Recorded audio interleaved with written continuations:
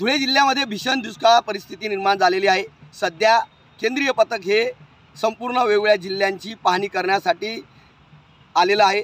सध्या खानदेशामध्ये या केंद्रीय पथकाच्या वतीने पाहणी सुरू आहे।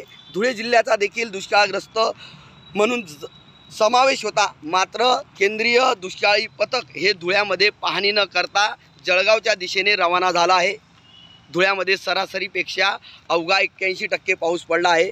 त्यामुळे धुळे जिल्ह्यातील जे 12 प्रकल्प आहेत त्यापैकी 2 प्रकल्प हे अद्यापही कोरडे ठाक आहेत, तर लघु प्रकल्प जे आहेत ते 44 लघु प्रकल्पापैकी जवळपास 40% लघु प्रकल्प हे रिकामे आहेत। त्यामुळे धुळे जिल्ह्यावर भीषण दुष्काळाची परिस्थिती आहे। धुळे जिल्ह्यामध्ये 38 मंडळापैकी 34 मंडळं ही दुष्काळग्रस्त म्हणून जाहीर करण्यात आली आहे।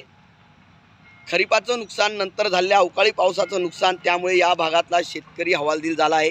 केंद्रीय पथकाच्या वतीने या ठिकाणी पाहणी करून तसा अहवाल तो राज्य आणि केंद्राला पाठवणार होता, मात्र धुळे जिल्ह्यामध्ये हे पथक आलं आणि आराम करून सरळ ते जळगावच्या दिशेने निघून गेल्यामुळे धुळे जिल्ह्यातील शेतकऱ्याच्या तोंडाला या पथकाने पाने पुसले आहेत। मनीष वासुळे, TV9 मराठी, धुळे।